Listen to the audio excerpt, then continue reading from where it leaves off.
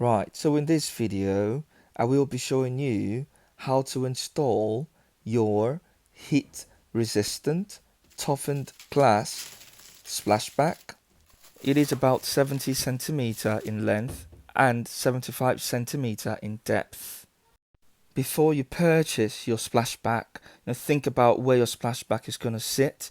If you have got a burner or a hot plate that's integrated to your kitchen cabinet, then easily your integrated kitchen hot plate cabinet takes away the downward force that will be constantly exerted by the splashback. But if you have a freestanding oven, then you might need to be more ingenious as to how you go about it, okay? As you might need to install a wooden support base that would help distribute the load or the downward force of the splashback. So always perform due diligence, visually inspect the area where you're going to install the splashback before you purchase the splashback, okay? So in my case, the length or the base of the splashback is about 70 centimeter or 27.5 inches. So I'll be looking to get, the splashback between the cabinet corner where I've got the wall and the tiles, indicated by the arrows. And hopefully the arrowed cornered area should cover the base of the splashback, which is about 70 centimeter or 27.5 inches. Selecting the right sealant for your splashback is pertinent or important prior to installation.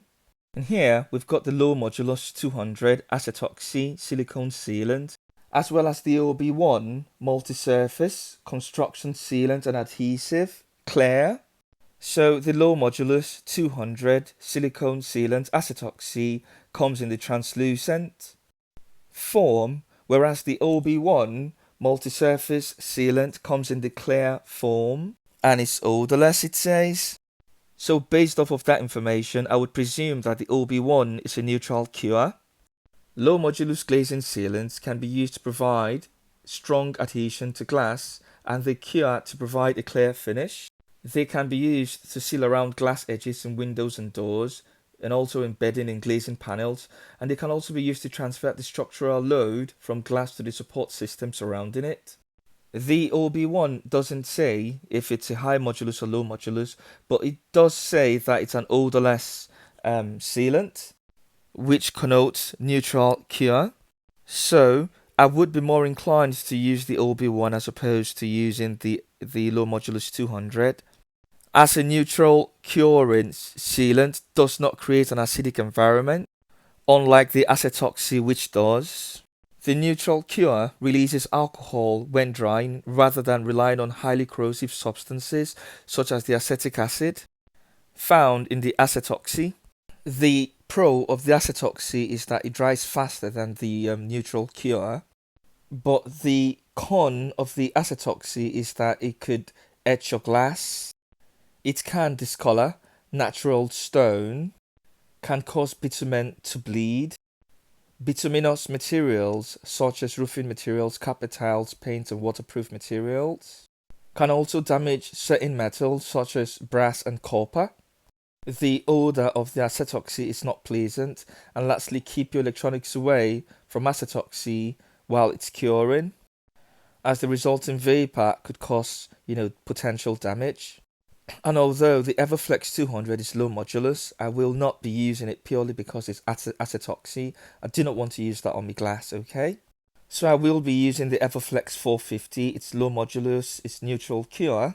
It's exactly what I need for the job, okay? As it's not corrosive, wouldn't etch on the glass, and it's odorless. So I'd be using the Everflex 450. I'd be inserting that into my sealant gun. If you want to, see how to use your sealant gun, how to reseal your bath, the wash basin, select, the right silicone sealant, utilize the stud finder and the metal stud finder to identify pipes and cables in your wall and metal pipes as well. Click on the link in the video description, okay? But basically, to get the L-shaped piston in your sealant gun moving, click on that lever that's right before the trigger on the outside. And that should get the piston moving along its line of travel, okay? That's the trigger that I'm squeezing on there. But click that little lever, that metal silverish lever, okay? Click on that, and that allows movement to the the round ring at the base of the piston traction when you push it with the cartridge. And you can also push the piston westward or anti-clockwise when you click on the lever, okay? Then when you insert your cartridge, which is the Everflex 450, you can push on the L-shaped piston, eastwards, to close out the cartridge within the chamber of the sealant gun. Make sure you cut the nozzle of your sealant and cut the head of the sealant so that you can get sealant out of the tube, okay, straight through the nozzle and out of the nozzle hole or the aperture. And to undo the nozzle, just get yourself like a Stanley knife, okay? And so cut the tube head here, and also cut the nozzle head. And also take care that you do not cut yourself, okay? Make sure you leave some room so that you can screw the nozzle back on, okay? Once done, insert the cartridge into the chamber of the sealant gun. Press the lever so that the piston can latch onto the hydraulics or the suction of the cartridge, which is embedded, in the cartridge itself. Then cover the nozzle with the nozzle lid to prevent, the sealant from curing, okay, or to prevent air from getting into the sealant. And now that we've worked out that the OB1 and the 450 are both neutral cure, let's see what the 450, which is translucent, looks like, and the OB1, which is clear, looks like. Let's see what type of sealants look like, okay? The sealant is going to be at the back of the splashback anyway, so we're going to run, 2 beads of sealant. The first with the OB1, which is clear, and let's see what it looks like. And then we run the 450 translucent bead alongside, the clear OB1 bead and see what it looks like too as well.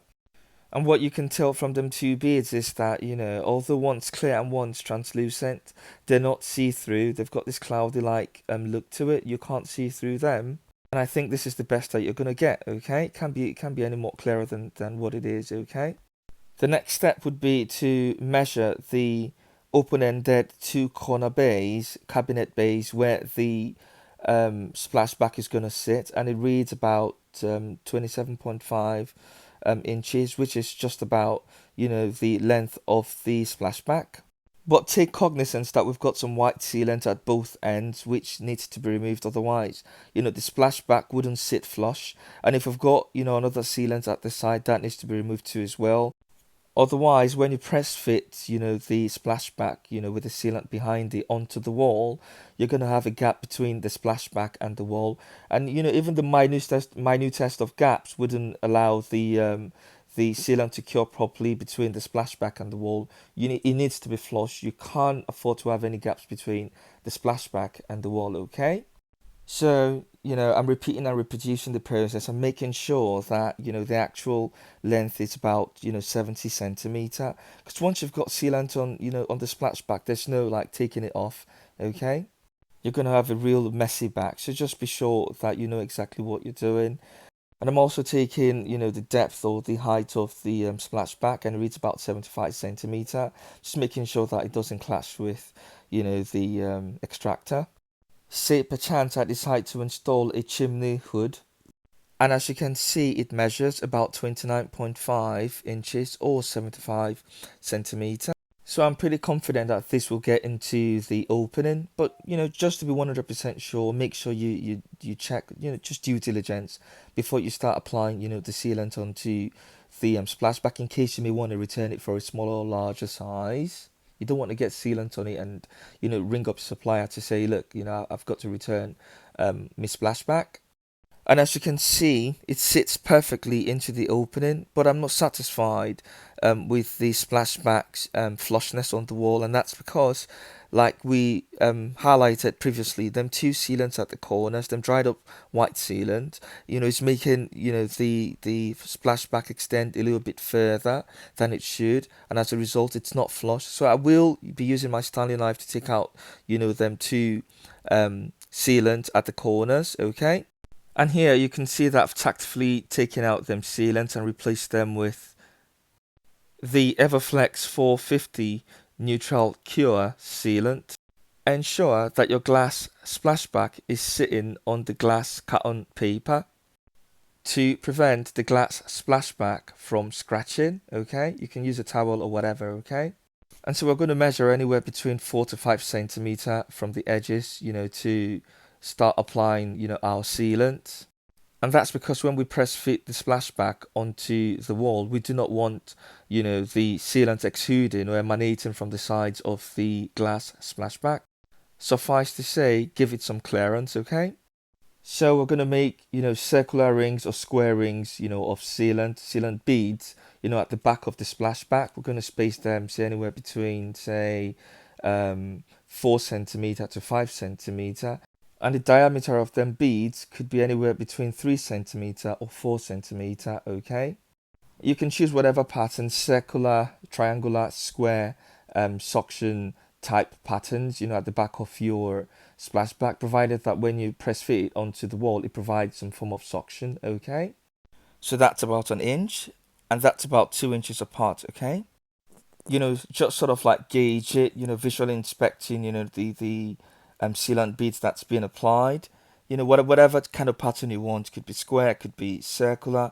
As long as you get them evenly distributed along the area of the splashback, you should be fine. And once you've successfully applied, the beads of sealant, all through the area or perimeter, of the splashback's back or behind, then you can proceed to install the splashback onto the wall. Whilst taking care that it's flush, against the wall and there are no gaps, no apertures, that do not allow the splashback to mate properly onto the wall. And once you've got it resting flush against the wall, just give it a good dab and good rub, against the wall, just to make sure that it's fused properly. And then you wait for it to cure for about 24 hours, okay? And once you're satisfied that it is flush, just check the corners once more, just to ensure that it's flush. There are no gaps, okay? And you can see where I took out the sealant from. It's flush. I'm not worried about this splashback falling over. And that's about it, really. Just put a post-it note, somewhere beside the splashback, as a deterrent. Just warning any trespassers off that the splashback cannot be touched up until after 24 hours, okay? As the neutral cure sealant, which is the Everflex 450, needs about 24 hours to cure properly, okay? That's about it, really. If you found the information useful, don't forget to subscribe, like and share. It does help the channel grow, and hopefully catch up with you later. Goodbye.